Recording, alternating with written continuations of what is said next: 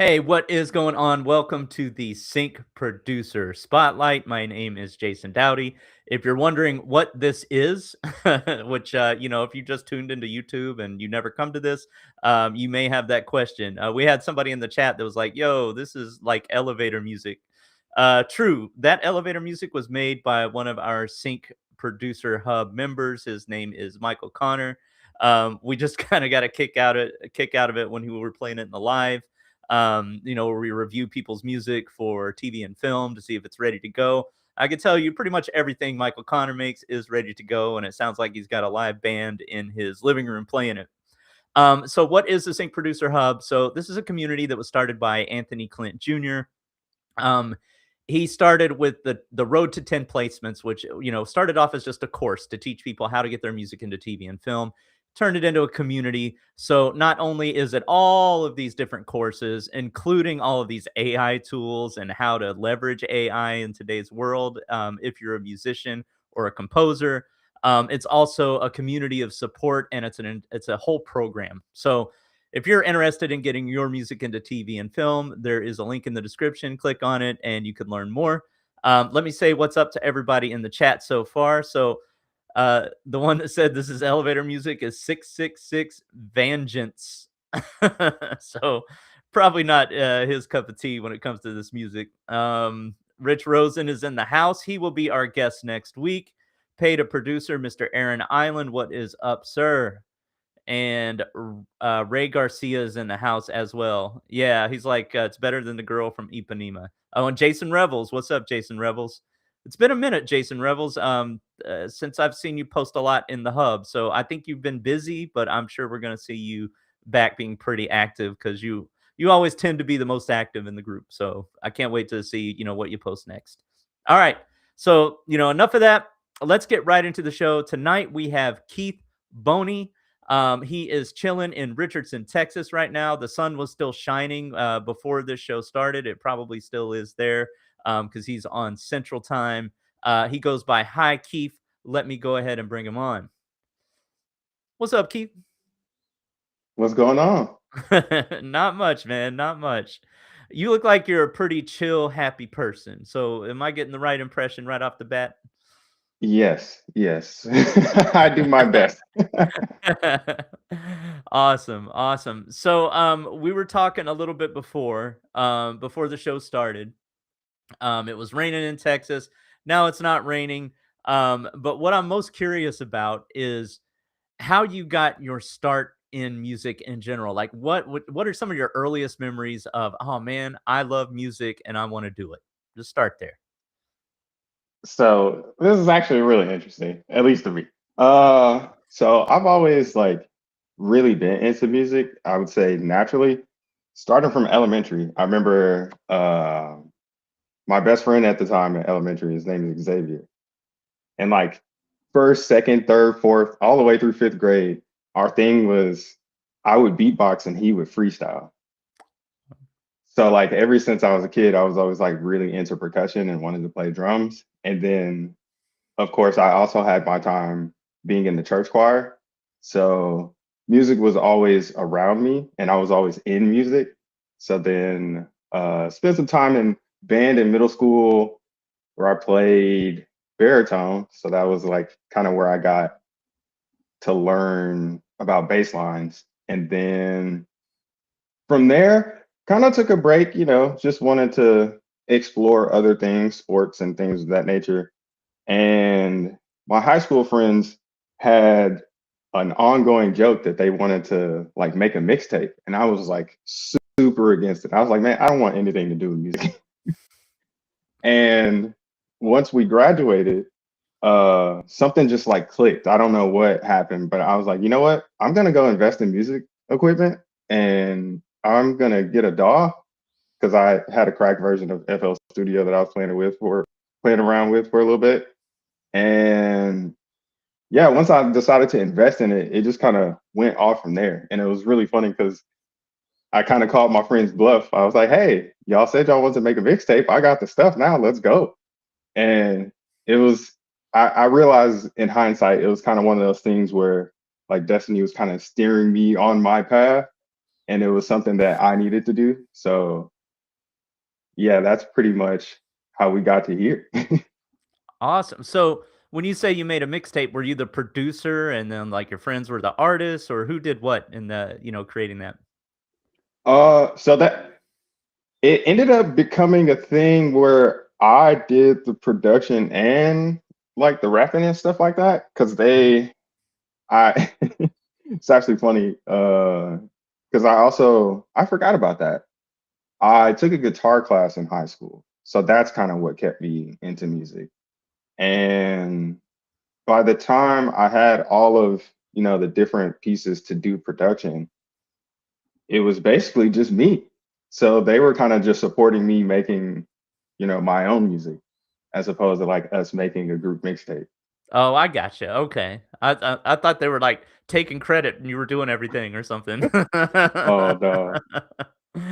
I mean, I know, you know, if you in the chat have ever used a cracked version of FL Studio, I promise we're not going to tell on you, but let us know because I think everybody got their start on some cracked version. Like Yeah.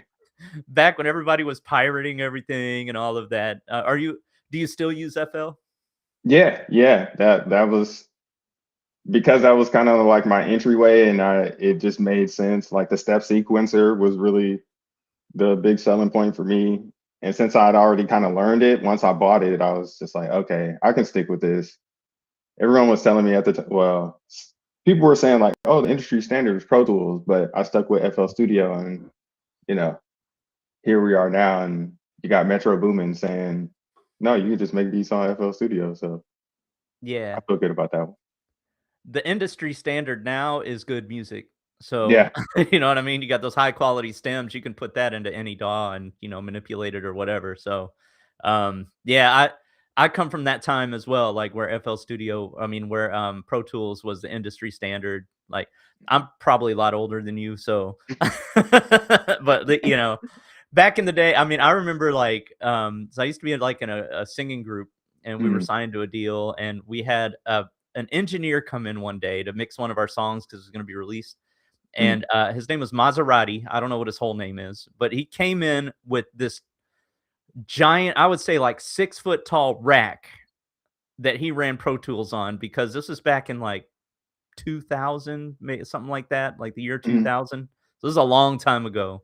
yeah, Um, and it was like 6 feet tall and just rack after rack of like hardware to run it, and that's what he used just to mix. So it's amazing how far technology has come and how far those chips have like gained power since then. yeah. That is, I could only imagine. It's crazy, man. It's crazy. Yeah, pay the producer. He had a crack version. Yep. So he bought it. Yeah. Oh yeah. Somebody asked him, "How Yep, do you expect to make money off of something you're stealing?" Amen. Amen to that. So yeah, I think absolutely.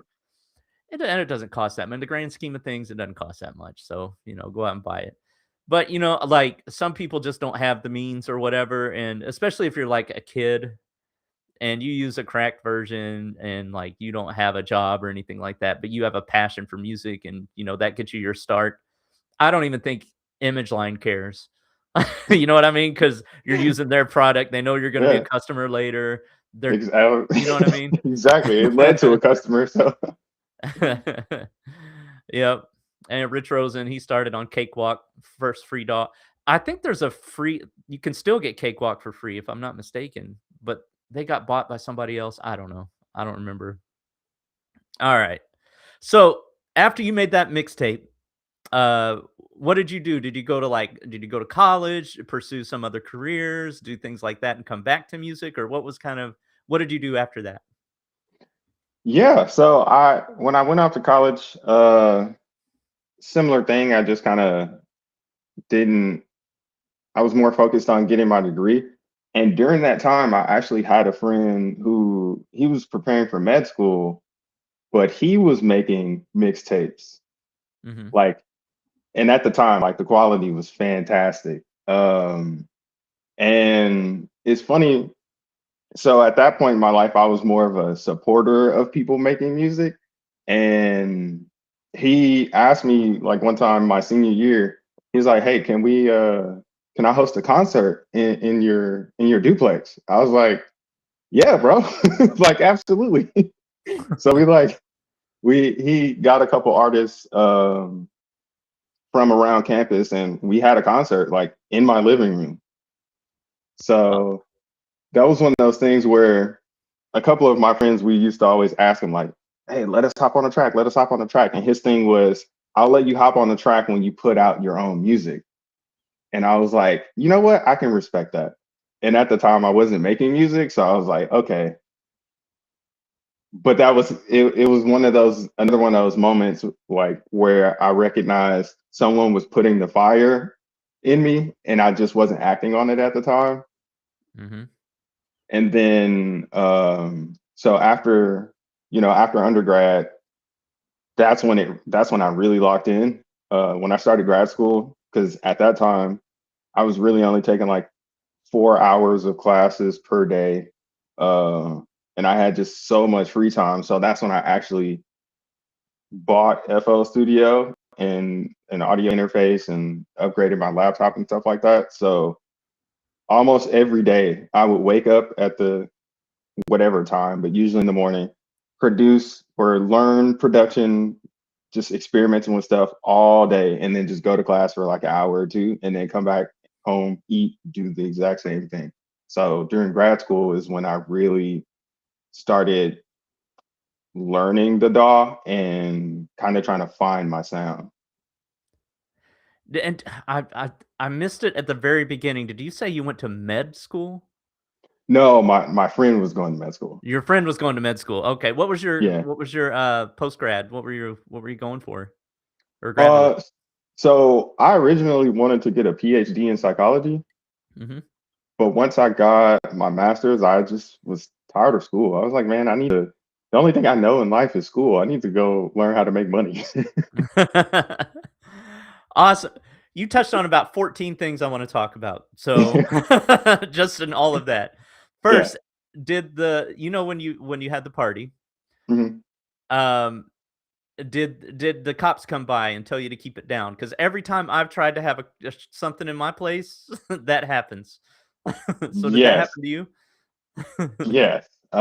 So they showed up when we were like kind of getting started, and they told us, they're just like, hey, because we went around, like we told all of our neighbors, we asked them if it was cool. They all said it was cool. Then the cops came and they were like, hey, just turn it down at this level. And we made sure. We was like, hey, is this level good? Are y'all good with this level? And they said, yeah, just don't turn it up. So we didn't. We kept it at that level the whole time. And then literally at the end, like we were done. Everybody was done performing. And then another set of cops came up and was just like, hey, we got to give you a noise complaint ticket because we've come twice. And I was just like, oh my gosh. All Oh, right, man.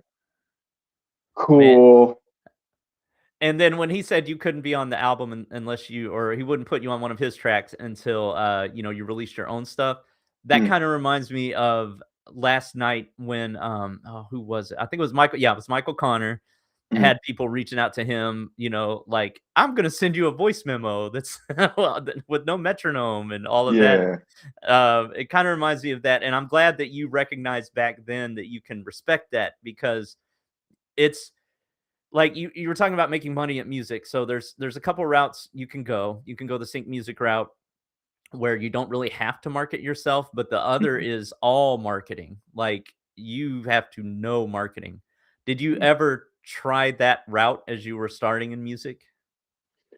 I did. There was a time where I was kind of gonna go the singer-songwriter route, playing guitar. And that I would do open mics, and social media was kind of starting to become more of a, I don't want to say necessary thing, but it was becoming much more of a viable option for promoting music. So I was doing that. But I honestly, I'm not the biggest fan of social media, so it just didn't feel authentic for me to continue doing that. Mhm. And at that point I was like, you know what? I don't even really like performing that much. So that's kind of where I went back to just kind of being a producer. Okay. I have a feeling your philosophy degree played a part in your decisions, and you know what I mean? Like, what would you say is some of the most important mindset things that you learned from school or life in general that have helped you along the way so far? The top thing that because I feel like I actually talk about this pretty often. It would be metacognition, like just being aware of how you think. And the Napoleon Hill, I think the Napoleon Hill book, As a Man Thinketh, like those are the things where I just ultimately realized if I ever wanted to do anything in life, I have to believe that I can do it and then do the things to get there. And all of that kind of attributes to mindset because, of course, we all have doubts, we have fears and things of that nature. And being able to identify those things and label them when they do come up and then just push past them and continue doing the things that you've set out to do will ultimately lead you to wherever you're trying to go. I'm gonna ask you more mindset questions during this. Those are you're dropping gems right there. Hold on, let me see. Can I do a horn just for that? Let me let me find my horn. Hold on. That is so true. And a part of it is because I've been dealing with some of this myself, right? Mhm, You are your own biggest obstacle where you mhm, get in your own way. You're the only thing that is stopping you from getting what you want in this world. mhm, Um, and the biggest lesson that I've learned this year is that your thoughts are not you. Meaning, whatever initial thought you have is not who you are. It's just a mhm, thought that you have. And when you become, I forget the words you use, but you're like an observer of your own thoughts and mhm, what's happening, you can identify it, like you said, figure out what about your identity is not aligning with that thought, and then change your identity through, I do affirmations, meditation, visualization, things like that. So mhm. it's really been helpful. Do you ever do anything like that? Like to have a morning routine to get your mindset right? Yeah, I do a lot of it in the gym. And I remember because before I was like more consistent in the gym, I used to, again, on social media, like I used to always wonder, why are so many people taking gym selfies? Like it looks vain, but at the same time, that was another one of those thoughts I caught where I was like, you know what? That's really judgmental. There's probably a reason for that. And Hmm. it's like, okay, if you're going to the gym and you're seeing yourself, you can speak to yourself. You're like, it's just literally the man in the mirror or the woman in the mirror. And that's kind of my time to do that. And I spend a lot of time when I am in the gym, like in between sets or anything. I'm just looking at myself and just literally just kind of thinking and talking to myself. And, just in terms of it, almost kind of feels like even though I'm in the present, I'm talking to myself in the past as if I'm my future self. And it's like, hey, you're here right now. You can recognize that, but where you're going is where you're going. And just repeating that like every time I'm in the gym and just journaling, that's another one. And just, yeah, just constantly staying aware of the thoughts. I kind of, I look at thoughts like a river. And when you're looking at a river, you can take a picture of it, but as you look at the river, you'll never see that picture again. Like the spot of the river that you took a picture of, Hmm. you'll never see that again. So it's like, okay, whatever you took a picture of, it just like you said, is that part of the river where you want to flow? If not, just let it go. Yeah. Yeah, I think it's our own thoughts that stop us. I know it's a little deep for sync music, but Yeah. it's true. It's your own thoughts that stop you. And yeah, it's a river. They're just gonna keep coming. So you just gotta recognize the ones that align with where you want to go and just, you know, really gravitate towards those and then change your change find a way to change your subconscious. I have my ways Hmm. of doing it. Everybody probably has their own other ways of doing it because 95% of the decisions you make are coming from there, Right. right? All right.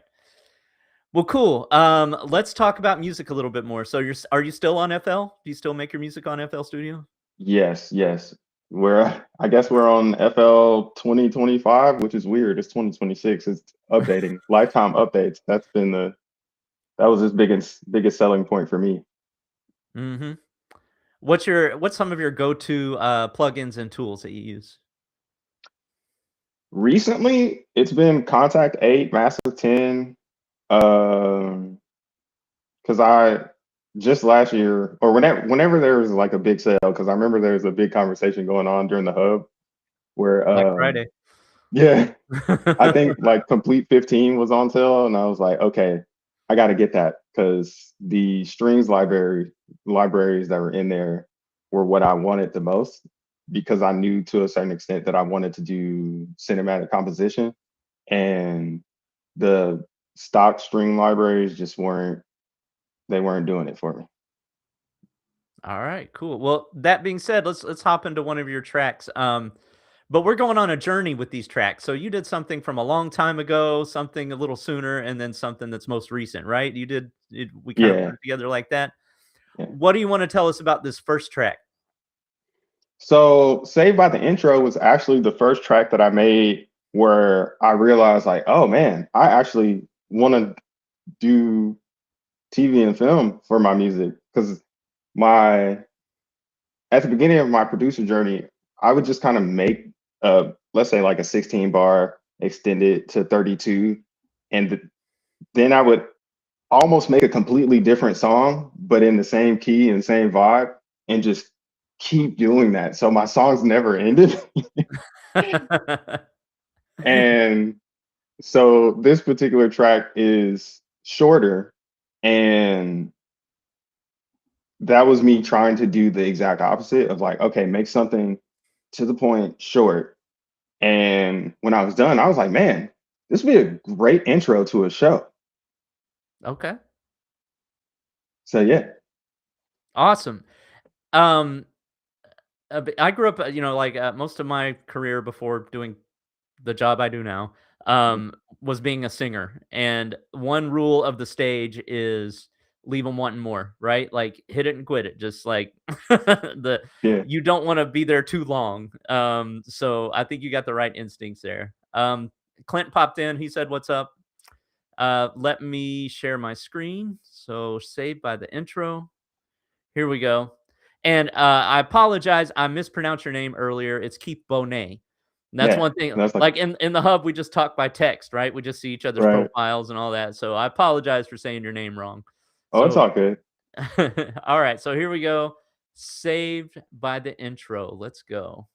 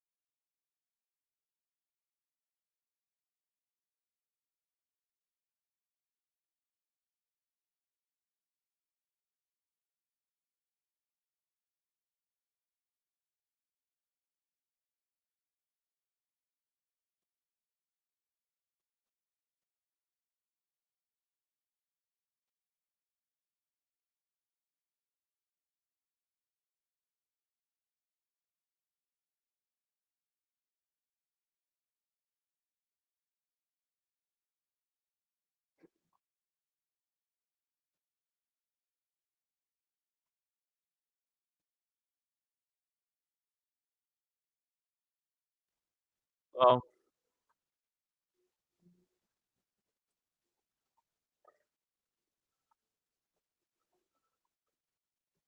I apologize again, Keith. Everybody's saying I'm on mute. Clint's giving me a hard time. I'm not sure. I must have I pulled a Clint. Felt good being on the other end of that. My bad. I guess when I shared, I didn't share the audio. So let me double check, see what's going on here. My apologies. Everybody was just like watching for 1 minute straight this the Canadian flag cover art. Yeah, Oh man. All right. So all right. So now I feel for you, Clint. I feel for you. I know I know what it's like to be on this side of it now. All right. So let me stop this sharing. So how do I stop? There we go. Stop the share. Okay. I'm gonna share again. This time it says also share tab audio. All right. I don't know. I don't know what I did wrong. I've never used Spotify before. Mm. To share on this particular platform, so maybe it's that, but I'm gonna try one more time. All right. Um, Ray, Clint, Michael Connor, everybody let me know if this works. I'm gonna try it again because it does say also share tab audio. I've got that clicked, so let me know if this works. All right, let's try it. All right.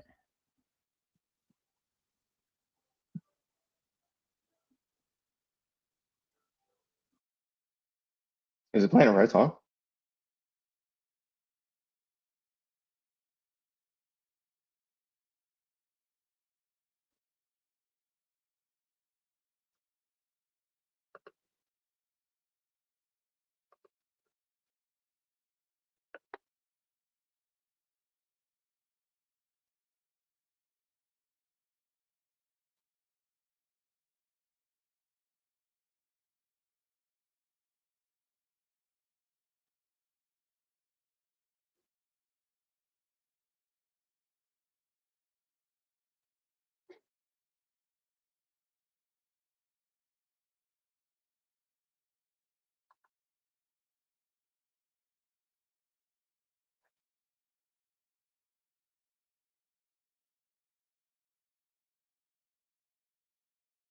Ah, all right, it's not working. Oh no. There might be some sort of like security thing with Spotify where maybe they don't let you stream through a platform there, you know what I mean? Like, maybe Yeah, there's that would something make like sense. that. I don't know. Is there a way around this? I can't download from here either. I don't have, what do you call it? Premium with Spotify or anything like that. I do YouTube music. Oh, okay. Yeah. So, I mean, I could still maybe I could find it. Is it on any other platform? Yeah, it's on all streaming Alright. platforms. Saved by the intro. Oh yeah, it's on YouTube. I forgot. Yeah, we'll give it a try. We're not giving up. We're gonna hear this. Give me one Yeah. sec or I'm the only one that gets to hear it so far, so let's see what we can do here. Alright, saved by the intro. Keith. Hi, Keith. Hi, Keith. Keif. Alright, let's see. YouTube. I got Saved by the Bell. Okay, that's a TV show. That's not gonna work. Uh, yes, I did mean that. Alright. I'm searching for it. No, that's Chief Keef. Yeah, man. Uh, it's not coming up. Uh, Oh, I need it. Let me know if you can send me the link. Yeah. YouTube may let us do it. All right. And Shit. this is a good lesson for anybody that wants to get your TV into music and film. There's a platform called Disco, which is pretty much the industry standard, and your last song is going to be on Disco. So Yeah. we know you're already on it. But it always plays in these lives and they don't have any kind of security thing. So we're gonna try that. Okay, you sent me a link. Let me open it in a new tab. All right. I got Fall Leaves Drop. And it's 48 seconds long. I think it might be the wrong one. No, that's the right one. That's the right one? Okay. All Yeah. right. But the other one was like a minute and a half. Yeah, that was the second one. Oh, okay. All right. All right, cool. All right, so let me know if you hear this one. We're gonna try this one more time. This one's called wait, where'd it go? Here it is. It's called Saved by the Intro. Oh, it's the same one. Okay, here we go. It's just a shorter version. Okay. All right. So I'm hitting YouTube. All right, we're sharing. Here we go.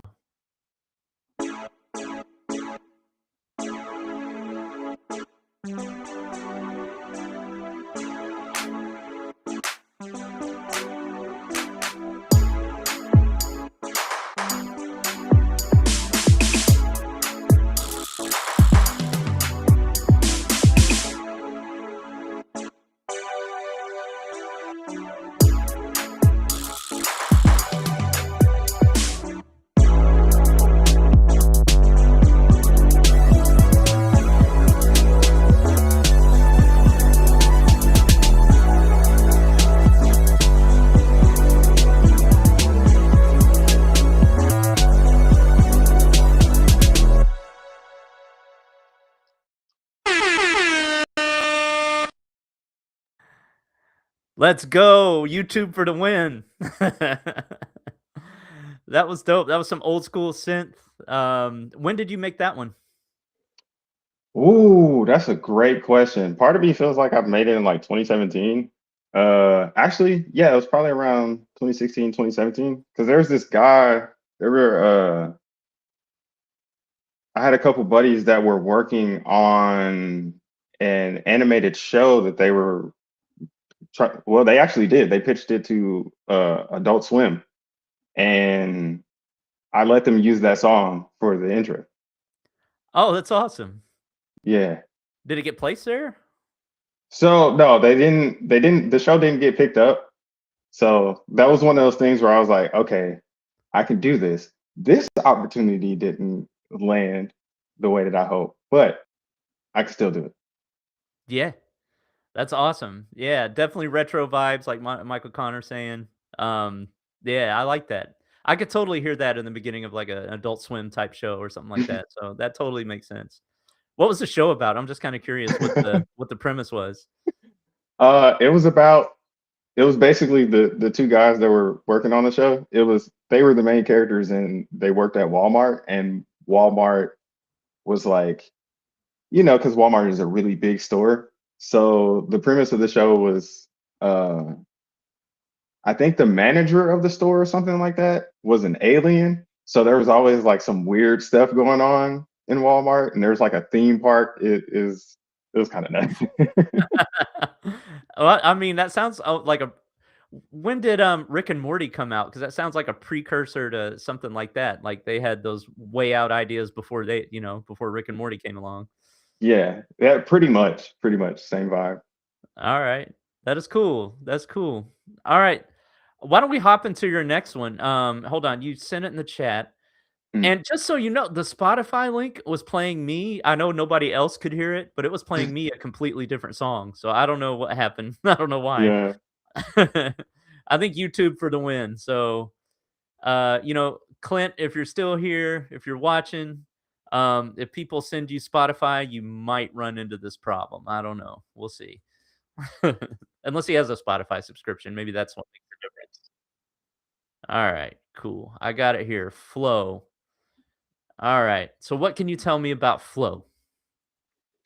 So Uh, that was one of those projects, which I didn't say earlier, but majority of the music that I made, like that I put on digital streaming platforms, I mostly made that music for me. It's just like reminders for myself. And Flow is one of those, is like the EP or whatever that I made that honestly is about what we were talking about earlier with the whole like river of thoughts and things of that nature. mhm. So um this particular track, Share Vision and Active Support, is about, just coming together, having a shared vision, but then also like actively supporting. Because there's one thing you can wish well for people, but it's another thing to like position yourself to actually help them get to where they're trying to go. So that's what that track is about. Amen. Um, there there are so many people that will give you thoughts and prayers, but when it comes to like um I heard this recently, and I don't know, like, sometimes you scroll through TikTok or through, Reels or whatever, and you get little nuggets of wisdom every once in a while. You just gotta Mhm, gotta scroll through the crap. But there was this one person talking about helping somebody, and in this particular case, it was somebody going through grief. mhm, And if you say if you say the words, something like, "Hey, if there's anything you want me to do, just let me know," mhm, that actually puts work on them. It mhm, makes them have to ask, it makes them to have to think of how they can help or something like that, and the advice was like, if you really care about them, you wanna help them, whatever you think would help them, go ahead and do that, you know? mhm. Um, maybe they have kids and you could watch their kids for a while so they can have a moment of peace, or you could, make them dinner, bring them food, or, clean up something, or you know what I mean? Like, Yeah. just actually do it. So that kinda goes with what you were saying about this particular song. I don't know if if that's what we're gonna hear with the music or, if that goes along with it, but I love the message. I think that's great. Alright, so let me bring it up. Shared visions and active support. Mhm. And I love the shared vision as well. Like, if you both, like me and my wife want mostly the same things out of life, right? So having that shared vision and doing things actively to support that. So, it's a great message. Here we go. Let's play it. Alright, hopefully this plays well.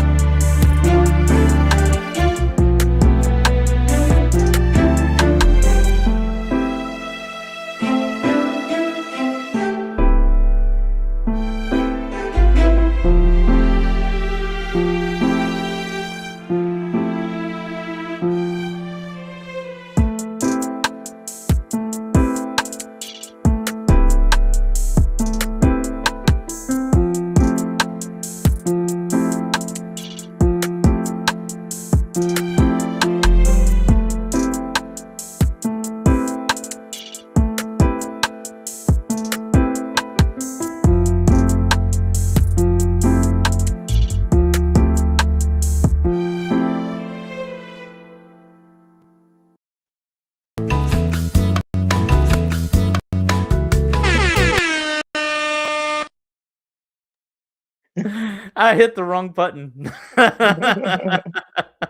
Man, this has been a technical mess up night. Great track, great track. All right. I hit Michael Connor's elevator music on accident. All right. Yeah. One thing I notice about your stuff, and even in your new stuff, one thing that's remained consistent is there's always a single string line in my left ear. Like, I don't know if that's Yeah. like a go-to of yours, or do you do that pretty often? Do you like the sound of that? Yeah, once I when I learned kind of the foundation of the like mixing a orchestra, I started I think it's the BBC String Symphony Orchestra or whatever. Like their interface has the orchestra.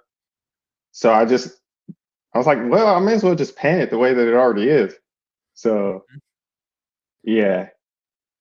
Yeah, Michael Connor had a whole string class about that, of like where the violas are, where the violins are, where the cellos sit, like in the mix, and like you're actually in the room. So that totally makes sense.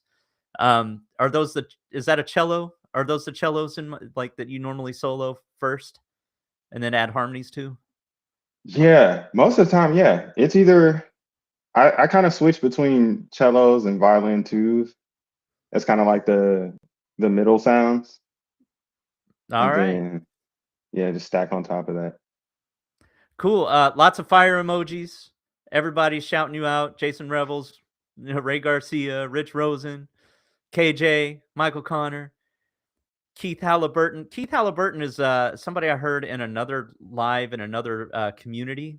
That Keith, you are a monster producer, by the way. If you ever wanna get your music into TV and film, hit me up. That guy's got some amazing stuff. Uh, Alright. But this show is not about Keith. Well, it is. It is about Keith, but yeah, not that Keith. like the Alright. Spider-Man meme. Oh, yeah, pointing to you. Alright. Well, cool. So when did you make that one? Do you remember when you did that EP or album?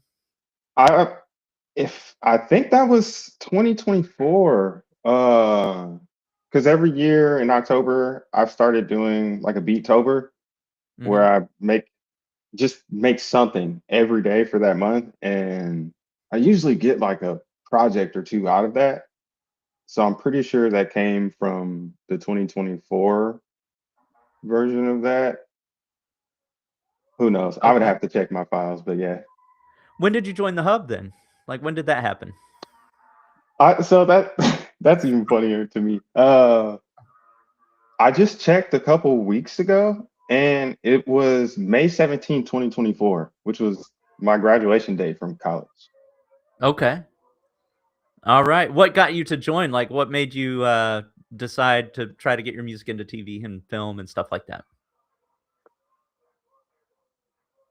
I would say kind of consistent with what I've been saying before. Like it was something that was always in the back of my mind that I wanted to do. And I remember, I think in 2020, 2021, one of those, I'd actually got ACJ's Road to 10 Placements course. And I was like, okay, cool, I'm going to do this. But then life and distractions and not being focused happened. But I still followed him on Instagram. So when I saw that he had the hub going, I was like, oh, wait, okay, I've been following this dude for years. I've been saying I'm gonna do this for years. Okay, it's time to actually do the thing. So I joined the hub, and the rest has kind of been history. Just learning from all of y'all. I'm just like, all right, cool. Yeah. There's a path forward. Yeah. I mean, that's cool. But like joining the hub costs money. Hmm. And I know in order for somebody to separate me from my money, like they gotta have like it's gotta like awaken something inside of me or Hmm. like maybe see something I didn't see before. So like I know you'd taken the road to 10 placements, but what made you decide to I mean you sort of touched on it, but what made you decide to Hmm. finally pull the trigger and say, you know what, I am joining this community and I'm gonna do it? Honestly, his track record. Because like through all those years, his message was just really consistent, and I can't remember like this what the specific post was or anything. I think it was around the time he was doing the "I Make Music, Not Excuses," like when that was kind of starting off, Mhm. and that was a message that just like hit me in the face. Like, are you gonna make music or are you gonna keep making excuses? I love it. That's great. And you just coined a new phrase that's blowing up in here. ACJ. Nobody's ever called him ACJ before, so maybe Oh, that'll stick. I've been wondering that because I was just like, man, I haven't met him in person. I don't know what he likes to be called. And I'm just like, well, his Oh, it's brand is his whole ACJ from name. yeah, it's ACJ from now on. Let's go. That's awesome. I think that deserves a DJ horn. Hold up. Let me see if I can hit the right button. All right. I found it. I found the right button. All right. Okay. So here we are. We're gonna play your last song in just a little bit, and I know you've been. I don't think this song is part of that album, but you've been working on an action cinematic type of Hmm. album. Um, w- what are your plans? Like, I know you've gone through the courses. You've probably been sending to music supervisors, or not music supervisors, but music libraries, and Hmm. seeing how far you can get. Still pretty early in the journey. Have Hmm. you had any successes yet? And if not, what's your plan? So I have not, and I did submit a couple of tracks to a library. Well, I kind of went through the when ACJ said, teach them how to fish. Mhm. I was going through a bunch of libraries and I submitted to a bunch, didn't get responses, but one did respond. And I guess the music supervisor was saying, like, oh, we're not accepting this type of music, but I can tell you're really good at what you do. And that one message was kind of like, okay, I need to, because to a certain degree, I'm like uber self-aware of my skill level and the quality of my sound. So it was more so at that time I was pitching with objectively a lesser quality. And to know that my quality wasn't up to par, but still have someone tell me like, hey, keep going. I was like, all right, cool. So that's kind of where I've been this year is really locking in on upskilling, getting my mixing and mastering better, and like overall instrumentation. Because I do have a tendency to sometimes to overproduce. So now it's like, all right, you can put together something nice. Now I look at it kind of like uh, a block of marble, where it's like now I'm just kind of chiseling things off so that the sculpture of my music is something that people can just be like, all right, yeah, we want that. I've used that analogy before too, just on like an individual track. Like, when you overproduce, you throw everything in and then you just start chiseling away at actually what you actually need. So that kind Hmm. of goes along. But I can say that everybody that you've seen that's had success in the hub has been exactly in your shoes. Hmm. Where, the quality wasn't quite there, kept working. And I think the thing that might help keep, all of us going is to remember that 99% of the people are going to give up. They could be more talented than you. They could play an instrument better than you. They can, they may have a vision for their music or their music's incredible, but they may try it for 6 months and then be like, "Eh," and then try something else. That's what most Hmm. people do. That's what I do. That's what I've done my whole life, until recently. Right. So, if you remember that most people give up and you just keep honing your craft and you keep putting in the work every day and figuring out what there's a demand for and how that demand aligns with what you love to make, Hmm. it will happen. You just got to keep at it. For sure. For sure. Yeah. So you're on the right track, and being a philosophy major probably helps in having that mindset. All right. So let's play your last one here. This one's on disco. It's called When No One's Watching. Looks like a sports track. What do you want to tell us about that one? So yeah, I made that one sometime in 2025, and that was, as it says, it's like it I can submit every Friday, and that's cool, and like get the feedback from the hub, and that's a nice boost. But at the end of the day, I still have to put in the work when nobody's watching. So that's what that track is about. I've heard that I've heard that as the definition of integrity, right? Like when you are doing the right thing when nobody's watching. Hmm. In this case, it's putting in the work when nobody's watching, but in general, like, I know when I'm at my regular job, I pretend my boss sits next to me. You know Yeah. what I mean? It's like, okay, what would my boss say if I did this, right? So it's kinda like that. You're your own boss and you're like, you don't wanna let yourself down, Right. right? So that totally makes sense. So let's hear this. When no one's watching is what this one's called. So let me share my screen. Here we go. All right. Let's go. Game time.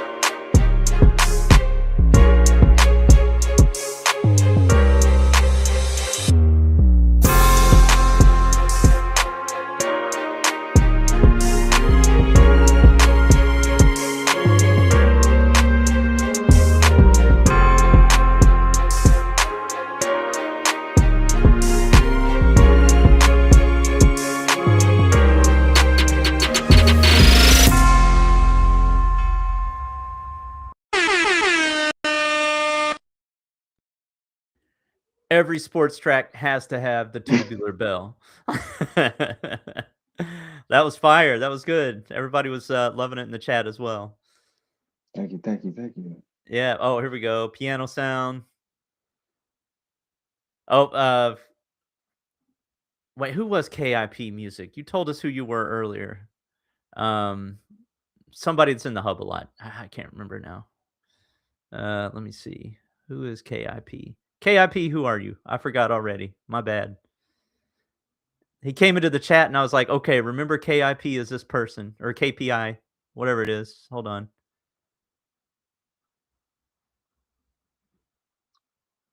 No, it is KIP. All right, cool. Well, anyway, lots of fire emojis. There we go. KJ, Michael Connor, Jason Revels, Keith, the other Keith, the Spider-Man Yeah. you're pointing at. Oh, Ken Stavis. Right. Okay, that's Ken. Ken is KIP. All right. Awesome. There we go. All right, Brian Ward. I'm assuming that's whose WardWorks is. All right. I feel for Clint. He kinda has to know everybody's YouTube name, you know what I mean? If it's not Yeah. obvious. Yeah. But yeah, we'll remember that one. Yeah, Tubular Bell is the new cowbell. Yes, sir. Did you make a whole album of sports stuff? Not yet. And that's one of those ones where because this was during 2025 where I was admittedly less consistent and I was Mhm. gonna finish or do a sports album, but I can't even really tell you what happened, but I can say that like at the end of 2025 is when which I think I messaged you about it, where I just kind of I was like, okay, this year you're going to do the thing. So I made my production schedule. So Mhm. that's I don't remember which month right now, but I have scheduled to finish that album. But I Oh, also wanted to like taking ACJ's advice, like focus on one thing and niche down. So that's where the Action Tension album has gotten most of my focus. yeah. Just speaking from my experience, uh I started off just doing like crime underscore, stuff, right? For one music library because that's what they needed. And I got Hmm. really good at it. So, I mean, I niched down to that one thing. But what can happen down the road, what's happening to me is that they're asking me for other types of music because they have Hmm. a demand and they know you're a good producer. They know you're reliable. They know you know how to send in your deliverables and all of that kind of stuff, which you'll get experience at as you go, right? But, Hmm. um, so, yeah, I think that's good advice. They know you as the blank type of music person, the sports guy or the action guy or whatever it is, right? And Hmm. then once they know that and you start delivering what they need to them, that's when the down the road, they'll be like, "Oh, why don't we ask this person to give us this type of new music that we need that nobody's making right now?"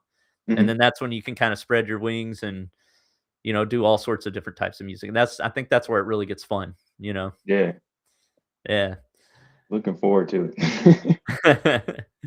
All right, so we have like just a few minutes left. Is there any like I asked this at the end of all the, you've seen all these. Is there like any words of wisdom, piece of advice, or questions, either one that you want to say at the end of this to, make the most of the last few minutes we have here? uh, Honestly, you kind of said what I probably would have said at the end, just about um, knowing that 99% of people are probably going to give up. Yeah. So just even knowing that gives you an edge if you're really committed. So that's kind of where I'm at. And I, anyone who is where I'm at, or even a little earlier in the game than I am, I would say that is the like number one mindset to keep in mind. Yes. Yeah, one thing I learned, early this year that's helped me too is I'm always in a rush. I'm always trying to get it done now, you know? Hmm. One of the meditation like, after meditation, I do affirmations, and one of my affirmations is, I can move slowly and still make progress." Hmm. Like, you don't have to do it all today, you just have to do what you scheduled for the day, Hmm. just doing it day after day, and it happens. So that's how you outlast everybody is you don't look at the results, you just look at what you're doing every day. Just take it day by and Yeah. the results will happen if you build your plan, geared towards whatever you're trying to get to. For sure. Yeah, I love it. Great. Awesome. Well, thank you for your time. For anybody out there who's not in the Sync Producer Hub, just so you know, well, this is Keith Boney. Hi, Keith. He is one of the members of the group. So what we do in the hub is we get our music into TV and film. It's a community that was created by ACJ Anthony Clint Jr. That's his new nickname. You've coined it. You get the credit. So ACJ put this together. He's got all of these courses that takes you step by step on everything you need to do to get your music into TV and film. What's in demand, how to figure out what's in demand, how to format your music so it has edit points, and music supervisors will choose it first, how to put metadata on that music so they know what type of scene it's going to be perfect for, what type of emotion it is, all of that. Teaches you how to reach out to music libraries.